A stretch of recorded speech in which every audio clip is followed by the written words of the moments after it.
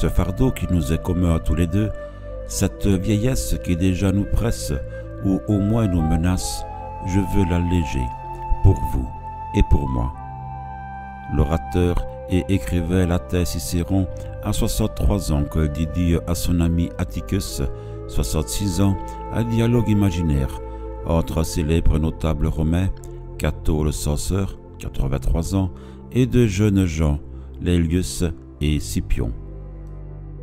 Ceux-ci s'étonnent en effet de voir ce vieillard supporter allègrement un âge qui pour d'autres est plus pesant que l'Etna.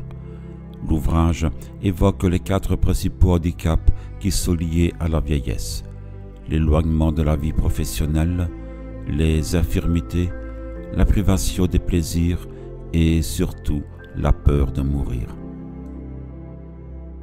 Tous ces handicaps peuvent être aisément surmontés selon Cicéron.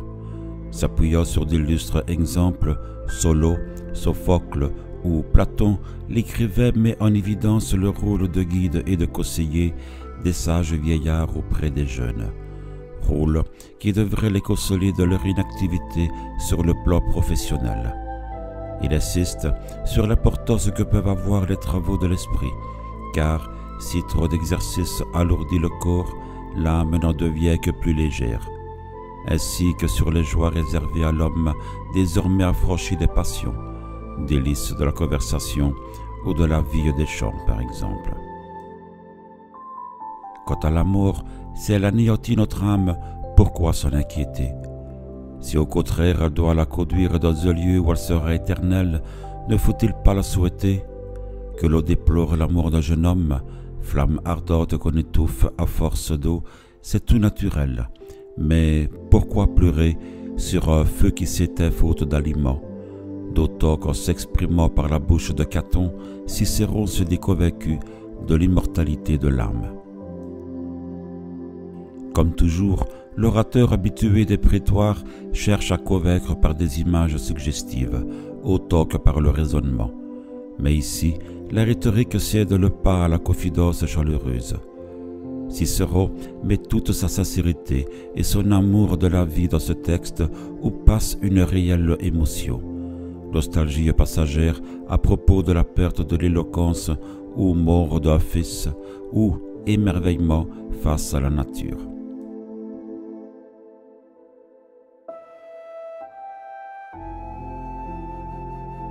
Vous semblez vous émerveiller, Scipio et Laelius, d'une chose bien normale en vérité. Certes, tous ceux qui ne puisent pas en eux les ressources nécessaires pour vivre dans le bonheur trouveront exécrables tous les âges de la vie. Mais quiconque sait tirer lui-même l'essentiel ne saurait juger mauvaises les nécessités de la nature. Et la vieillesse, assurément, en fait partie. Tous les hommes souhaitent y parvenir, mais une fois vieux, ils se lamentent. Voilà bien les conséquences de la sottise. Ils se plaignent qu'elle soit arrivée plus furtivement qu'ils ne l'auraient cru. Qui les a forcés à se tromper ainsi? Et par quel prodige la vieillesse succéderait-elle plus vite à l'adolescence que cette dernière ne succède à l'enfance? Enfin, pourquoi, diable, la vieillesse serait-elle moins pénible à celui qui vit 800 ans qu'à celui qui se contente de 80? Une fois que le temps passé, si l'eau soit-il, rien ne consolera plus une vieillesse idiote.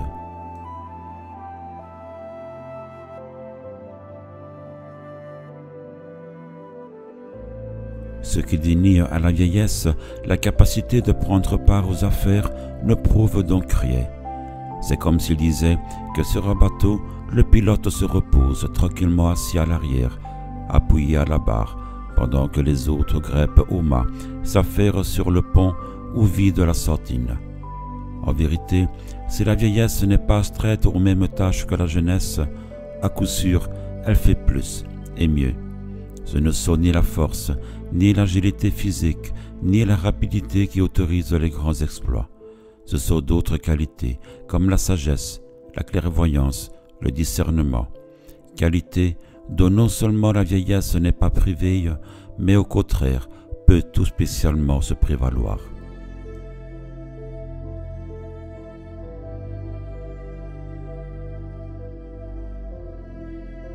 et les jurisconsultes, les pontifes, les augures, les philosophes. Sans doute sont-ils vieux, mais quelle mémoire!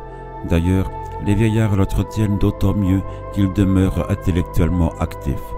C'est aussi vrai pour les hommes publics, les hommes célèbres, que pour les particuliers paisibles et sans ambition. Alors qu'il était fort vieux, Sophocle écrivait encore des tragédies. À cause de cela, on le suspecta de négliger ses affaires familiales et ses faits se le traduisirent en justice. Comme il est courant à Rome d'enlever aux pairs jugés incapables l'administration de leurs biens, il voulait que les juges, prenant acte de sa déraison, l'empêchent de gérer son patrimoine. On raconte alors que le vieillard, lisant à ce dernier la pièce qu'il venait d'écrire, Oedipe à Colonne, leur demanda si à leurs yeux c'était là l'œuvre d'un débile. Et c'est après cette lecture que les juges décidèrent de l'acquitter.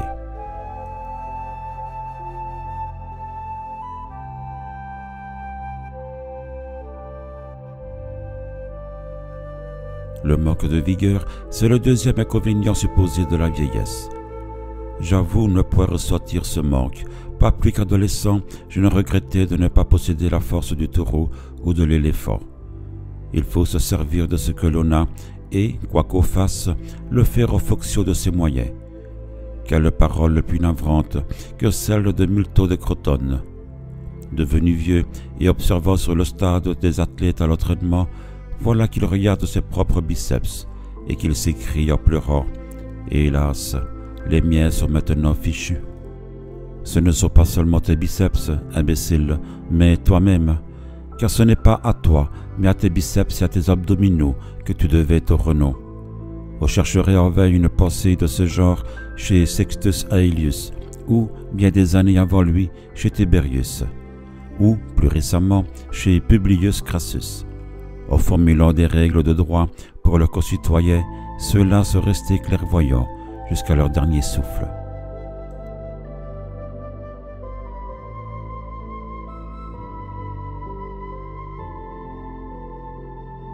Appius, devenu vieux et aveugle, avait la charge de 4 fils de la force de l'âge, de 5 filles, d'une grande maison et d'une vaste clientèle. Il gardait l'esprit tordu comme la corde d'un arc et ne l'abandonnait pas languissamment à la vieillesse. Non seulement il avait gardé intact son prestige, mais il maintenait son autorité sur les siens. Ses esclaves le craignaient, ses enfants le respectaient, mais tous le chérissaient. Dans sa maison, tradition et autorité paternelle demeuraient la règle. La vieillesse n'est honorée que dans la mesure où elle résiste, affirme son droit, ne laisse personne lui voler son pouvoir et garde son emprise sur les siens jusqu'à son dernier souffle. J'aime à découvrir de la verdeur chez le vieillard et des signes de vieillesse chez l'adolescent. Celui qui comprendra cela vieillira peut-être dans son corps, jamais dans son esprit.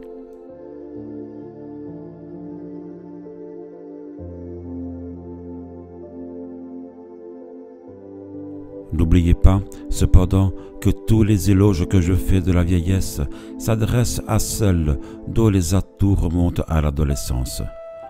Comme je l'ai dit un jour avec l'assentiment de tous, il est évident qu'une vieillesse réduite à plaider sa propre cause serait pitoyable. Les cheveux blancs ne confèrent pas, à eux seuls, une soudaine respectabilité. Celle-ci n'est jamais que la récompense de passé exemplaire. Voici certaines marques de respect qui peuvent paraître frivoles, mais qui ont pour nous leur prix.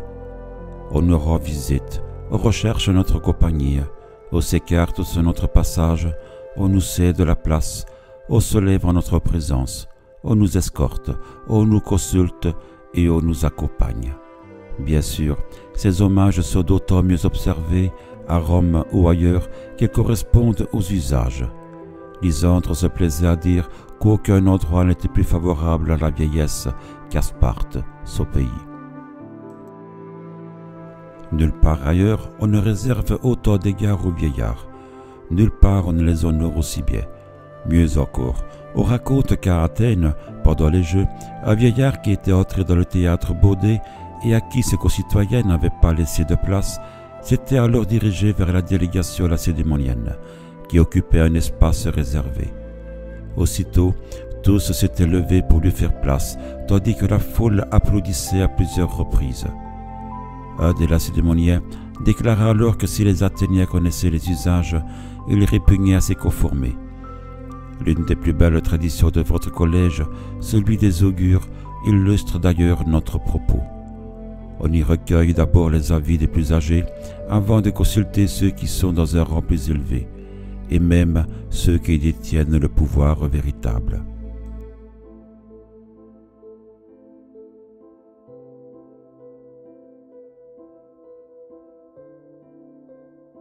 On entend dire encore que les vieillards sont d'humeur acariâtre, tourmentés, irascibles et grincheux, et même avares en cherchant bien. Mais ce sont là des défauts inhérents à chaque individu, pas à la vieillesse. La mauvaise humeur et les autres travers que j'ai cités sont d'ailleurs relativement excusables. Injustifiés, certes, mais compréhensibles. On se croit méprisé, déprécié, tourné au ridicule. De plus, un corps affaibli vous rend plus vulnérable encore à ses atteintes. Il n'empêche qu'un caractère solide et de bonnes habitudes permettent d'atténuer ces inconvénients. Il en va dans la vie comme au théâtre, lorsqu'on pense par exemple aux deux frères des Adelphes de Thérence. Quelle acrimonieux chez l'un, quelle urbanité chez l'autre. C'est ainsi. Tout comme le vin, le caractère ne s'écrit pas forcément avec l'âge. Il me plaît que la vieillesse soit grave, mais avec mesure, comme pour tout. Je n'accepte pas qu'elle soit renfrognée. Quant à l'avarice des vieillards, je la comprends mal. N'est-il pas déraisonnable, quand la route à faire diminue, de vouloir augmenter son viatique?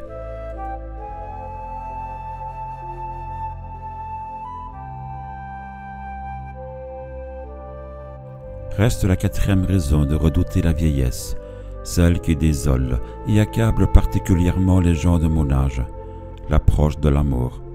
Elle est incontestable, mais comme il est pitoyable le vieillard qui, après avoir vécu si longtemps, n'a pas appris à toiser la mort de haut.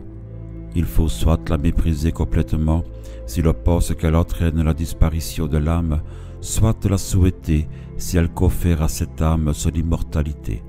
Il n'y a point d'autre alternative. Pourquoi craindrais-je la mort si, après elle, je ne suis pas plus malheureux et peut-être plus heureux? D'ailleurs, qui peut être sûr, même jeune, d'être encore vivant le soir même? Mieux encore, les jeunes courent plus que nous le risque de mourir. Ils tombent plus facilement et plus gravement malades. Ils sont plus difficiles à soigner. Aussi sont-ils peu nombreux à parvenir à la vieillesse. S'il en allait autrement, le monde vivrait mieux et plus raisonnablement, puisque l'intelligence, le jugement et la sagesse sont le propre des vieillards, sans lequel il n'y aurait jamais eu de cité.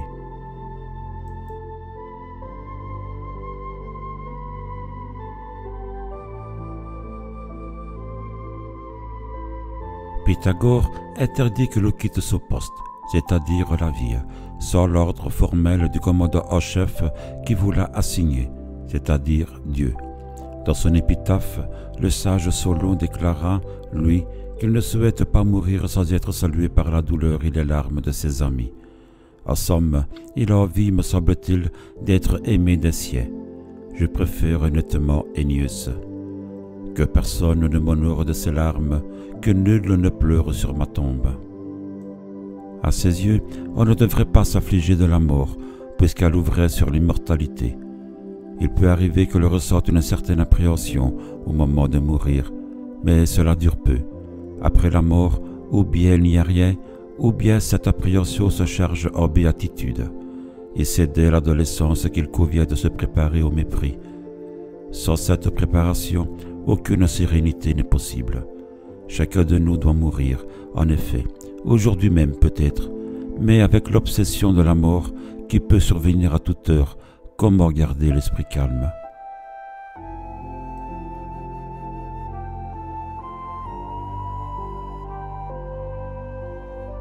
Pourquoi hésiterais-je à vous dire tout ce que je pense de la mort?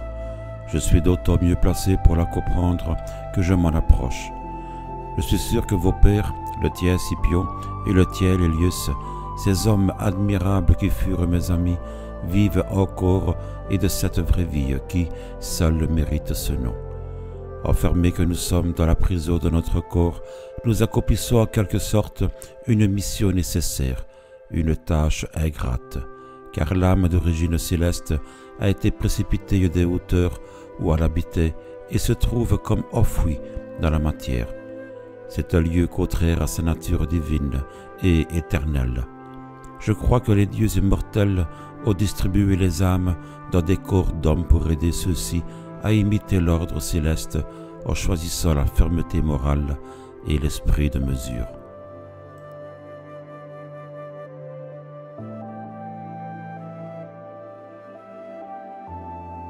Vous voulez savoir ma conviction, mon sentiment? La substance qui englobe une vive intelligence, une vaste mémoire du passé, une solitude prescience de l'avenir, tant de talents, de savoir et de découverte ne saurait être mortel. L'âme est toujours en mouvement. Celui-ci n'a pas de commencement. L'âme est son propre moteur. Il n'aura pas de fin, car l'âme ne se quittera pas d'elle-même. En outre, puisque l'âme est homogène par nature, qu'elle ne contient pas d'éléments étrangers disparates, elle ne peut être fractionnée. Or, sans fractionnement, pas de mort possible. Et puis nous avons la preuve que les hommes savent l'essentiel de ce qu'ils doivent savoir avant même de naître. Confrontés à des études difficiles, les enfants acquièrent si vite tant de connaissances qu'ils semblent non point apprendre pour la première fois, mais s'en souvenir. C'est à peu près ce que dit Platon.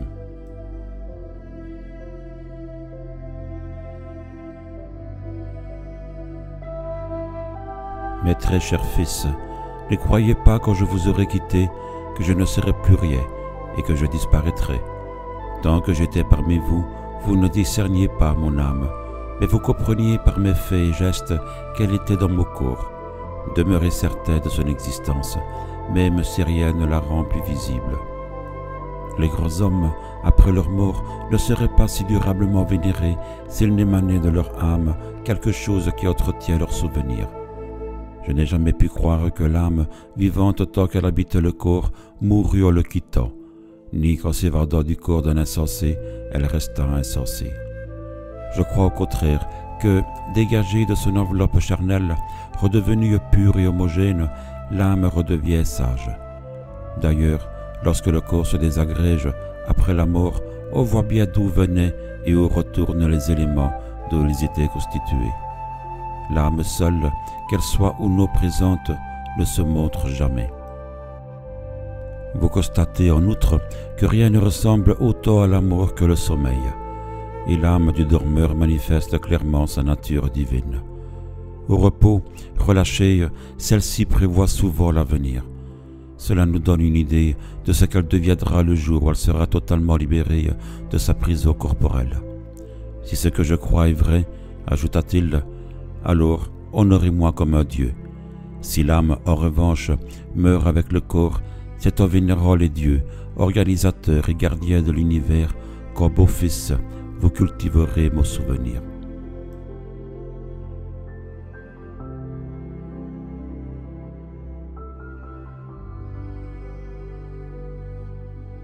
Qu'y a-t-il donc de positif de la vie? N'offre-t-elle pas surtout des épreuves? À coup sûr, elle comporte bien des avantages, mais quoi qu'en soit, il ne reste à la fin que la satiété et le terme. Je n'ai pas envie de me lamenter sur la mort, comme l'ont souvent fait certains, y compris parmi les sages. Je ne vais pas non plus regretter d'avoir vécu, puisque ma vie en témoigne, je n'ai pas été inutile. D'ailleurs, je quitte la vie, non point comme au sort de chez soi, mais ainsi qu'au sort d'une auberge, où l'on a été reçu. La nature, en effet, nous offre un gîte provisoire et non un domicile. Oh, comme sera belle la journée où je partirai rejoindre là-bas cette assemblée divine que forment les âmes, où je quitterai le tumulte et le boueux chaos d'ici-bas. Alors, je retrouverai non seulement tous les hommes dont je parlais ici, mais surtout mon cher Caton, le meilleur de tous, le fils le plus aimant et le plus respectueux. C'est moi qui ai brûlé son corps, alors que c'est lui qui aurait dû brûler le mien. Mais son âme ne m'a pas abandonné. Elle veille sur moi depuis ce lieu où elle sait que je dois me rendre. On m'a vu accepter courageusement mon deuil. Ce n'était point résignation de ma part. J'étais seulement réconforté à l'idée que la séparation et l'éloignement seraient de courte durée. Voilà, sur la vieillesse, tout ce que j'avais à vous dire. Je vous souhaite d'y parvenir pour vérifier par vous-même la justesse de mes paroles.